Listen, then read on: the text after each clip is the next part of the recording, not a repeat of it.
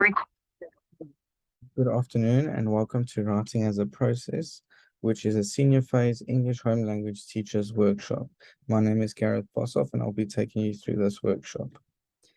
So to outline, the outline of the presentation will be firstly, we'll cover the CAPS background of the process of writing.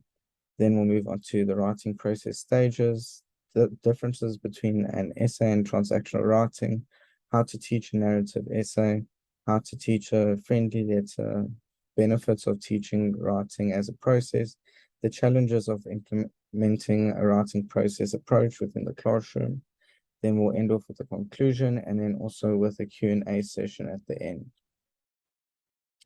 So to start off, we've got the CAPS background of the process of writing. So CAPS stipulates that writing is a strong tool of communication that enables students to build and communicate ideas and thoughts in a logical and consistent manner. The importance of writing is that it allows learners to think about grammar and spelling. It encourages several things, like for instance, processing of language, increased accuracy, increases language assets. It allows learners to communicate creatively and constantly when they're doing the task. The writing process that CAPS stipulates, it has 6 stages, which is planning and pre-writing. Second is drafting, then it's revising, editing, proofreading, and presenting. Then the main thing that CAPS wants them to do is become an ideal writer by doing these tasks. And then lastly, in the senior phase, learners should produce work that they must write independently. Then it must be grammatically correct work. It must be well organized, and also it must be independent work, so done by themselves. Then to move on to the length of text for home language. So this is what the learners would have to produce. So I chose 4 of the texts here. So the short story or folk tales, as you can see by the blue arrow over here, it will grade 7, 8, 9. You can see the pages increase from 1 page, 2 page, 3 pages. And then also the paragraph stages increase as they go up through the grades. Then the second option I went and I chose there was the dialogue, which is a 1-act play. You can also see the pages go from 1, 2 to 3 pages as they go through the grades. Then we'll look at the 2 red arrows here. So longer transactional texts, which is letters, those type of concepts. In grade 7, they'll do 120 to 140 words. Grade 8, 140 to 160, and then 160 to 180 words. As you can see, it also increases as they go up the grade level. Then your essays, it works a bit differently. They're a bit longer than what a letter would be. So it's 150 to 200 words in grade 7. So that's about 4 to 6 paragraphs. Then your grade 8 will be 200 to 250 words. So that's 5 to 8 paragraphs. 250 to 300 words, 5 to 8 paragraphs. That's just, it helps, it increases because they're trying to make it a bit difficult for the learners, but also to help them increase their writing capabilities as they go up throughout the grades. Then we're going to move on to the writing process stages. So the first 2 that we're going to discuss is planning, pre-writing stage, and then the drafting stage. So in the planning, pre-writing stage, they're going to foresee what they want their final work to look like. So yeah, they're going to go plan a whole bunch of ideas that they go and they formulate, and this is going to help with drafting and the next stages to come of forming, let's say, an essay. So implementation of this stage, number 1, they define the topic and content area that they are busy working on. Number 2, they must narrow it down in order to make it easier and simpler for them to work with, because you don't want it to be too broad that they have several other topics inside of the essay. It must just be on based on the main content or topic that they want to go and write about.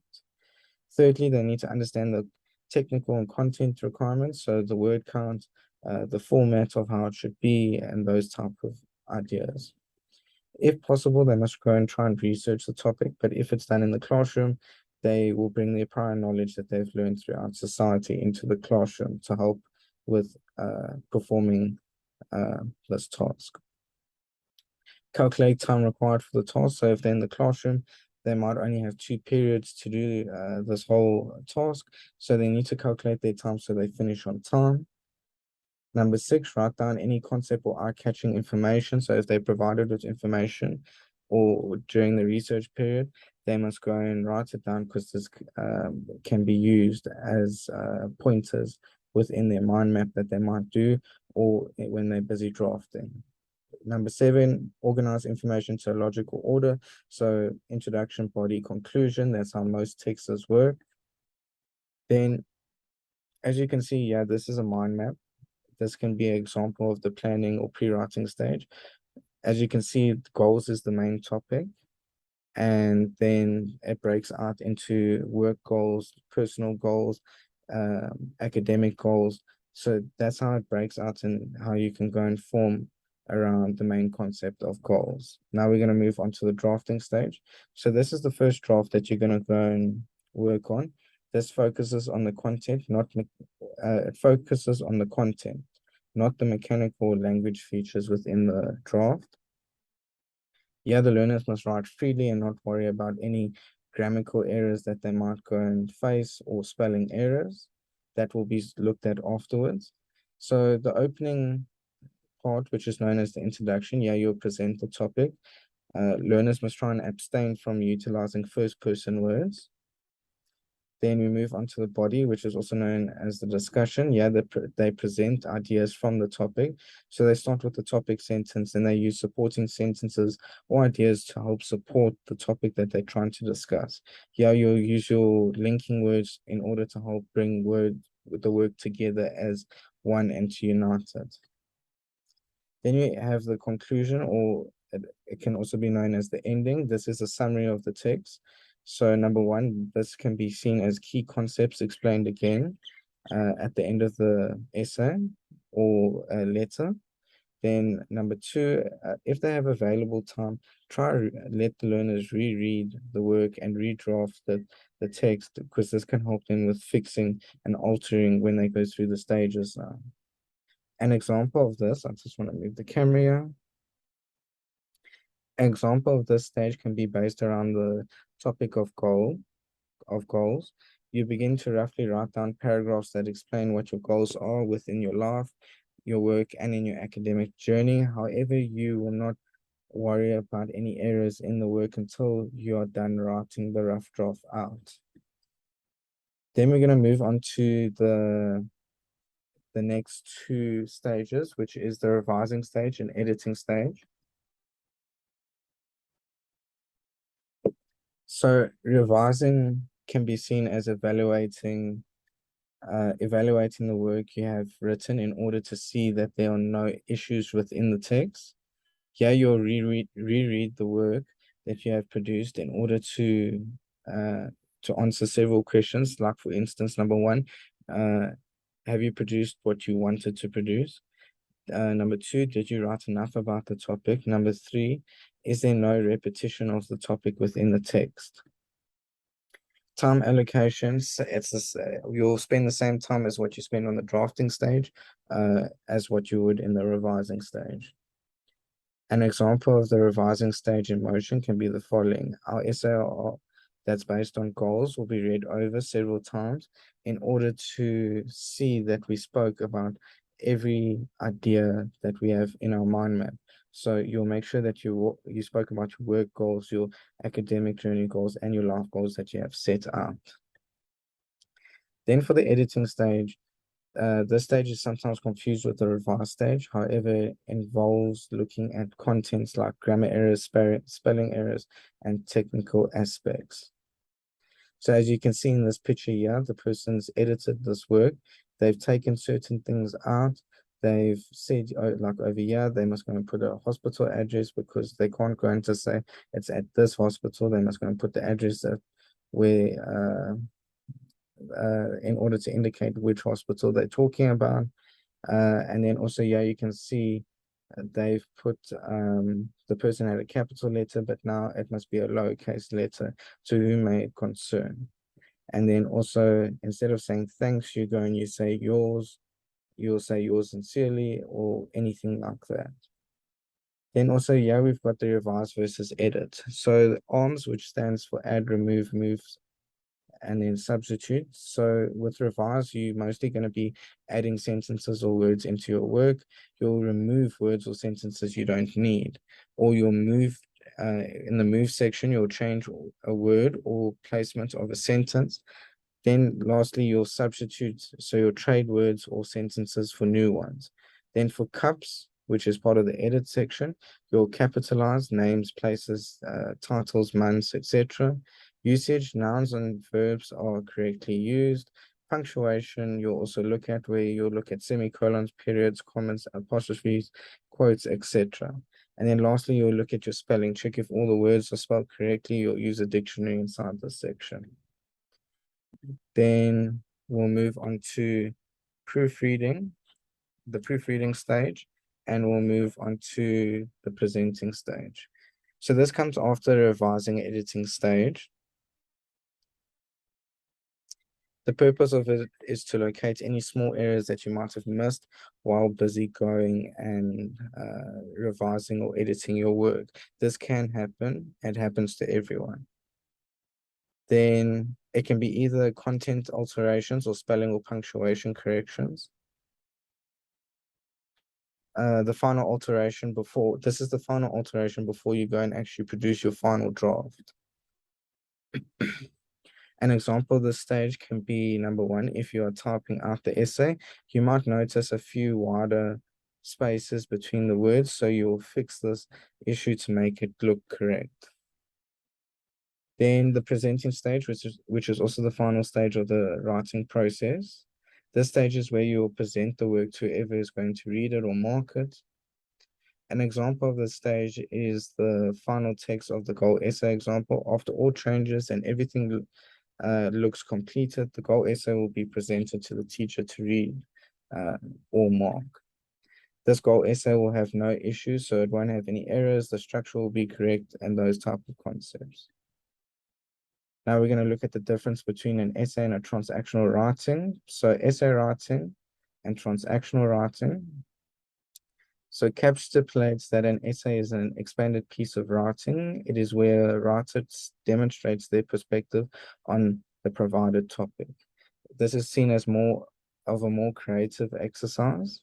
The format is usually an introduction, a body. There can be several bodies inside the essay, and then a conclusion. An example of an essay can be a narrative essay. There are several other essays that you do get. But a narrative essay can be seen as an essay that tells a story or based on past events that you might have had. For example, you might write a narrative essay based off your favorite trip away with your parents. Then for transactional writing, CAPS explains that this type of writing can be either a response to something or a starting of a response.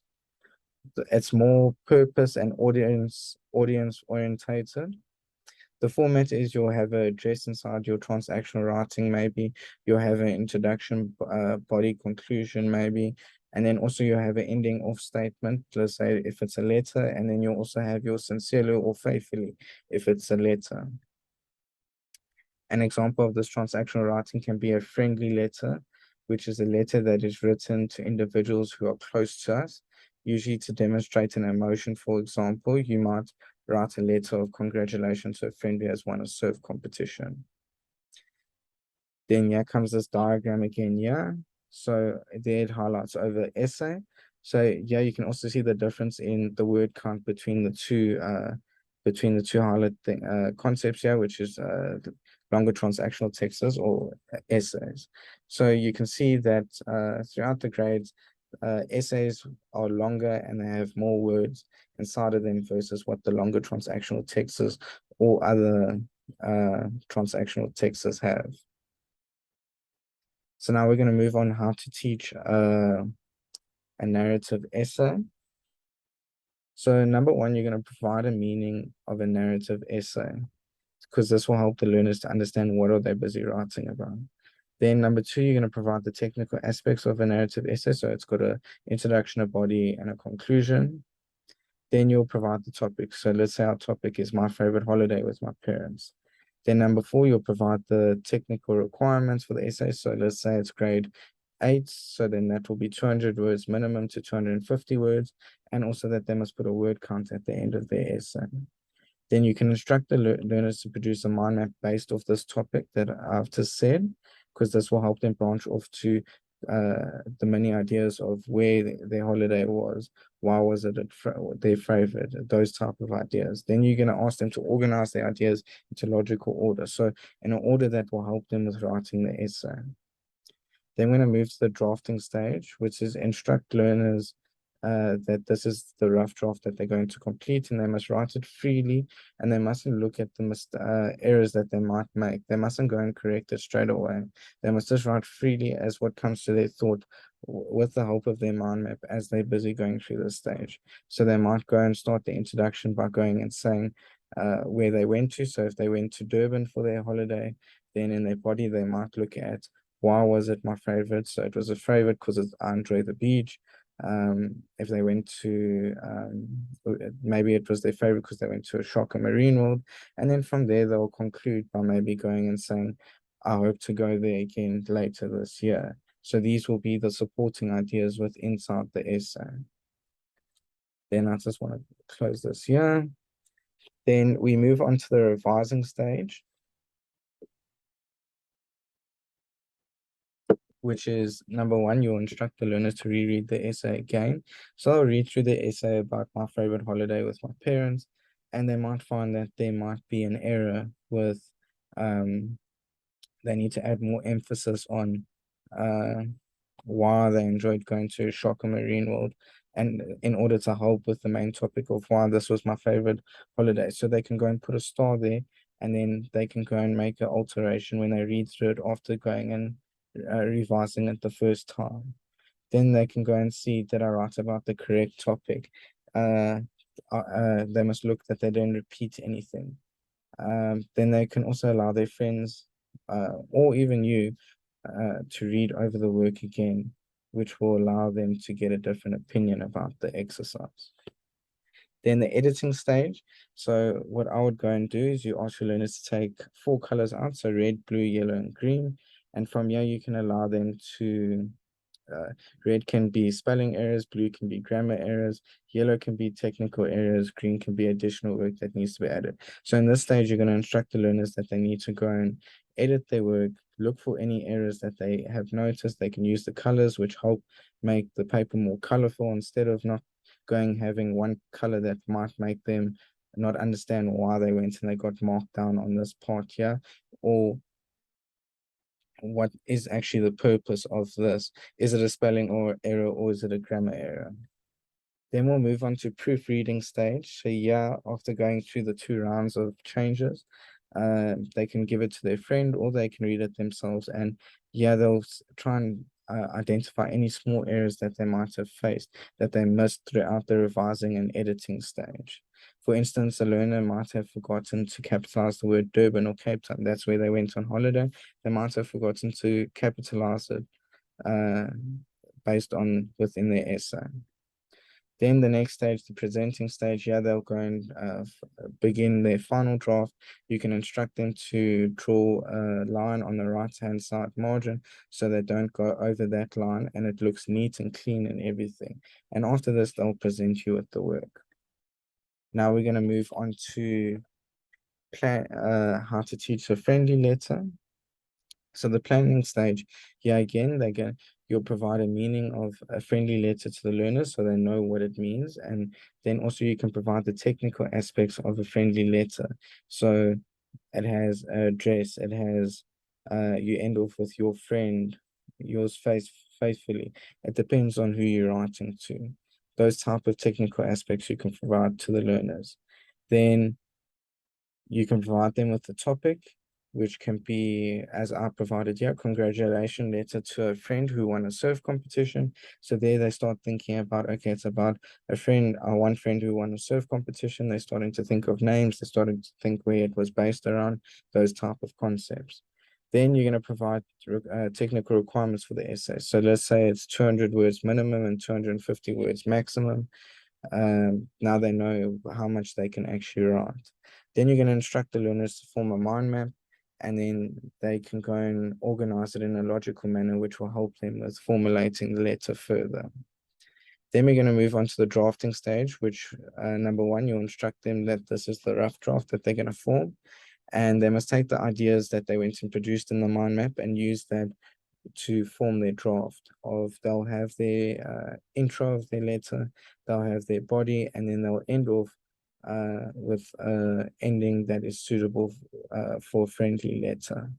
So for the introduction, they might go and say, congratulations for winning your competition in surfing.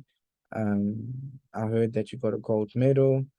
Then in their body, you can go and emphasize how proud you are with them and you hope to see them soon. And then you can conclude by going and saying that in your conclusion, that will also include your conclusion, how you hope to see them again. And yeah, then you end off with, you can end off with your friend and then your name, Bob. Then the revising stage, you're going to revise through your work again, like I mentioned above. You're going to use the star, and then you can go and correct it as you're busy going through it. Then at editing stage, you're going to use your 4 colors again, red, blue, yellow, and green. And you're going to go and edit the work as what you went and did in the narrative essay. And this will allow you to not get confused with the different errors that you make throughout it, because you'll have your red as your spelling errors, your blue as your grammar errors, yellow as your technical errors, green as your additional work that needs to be added. Then we move on to the proofreading stage. So after making the first 2 round of changes, the teacher can instruct the learners to have a final read over their work and get their classmates involved, and then they can look for any small errors that might be inside the work.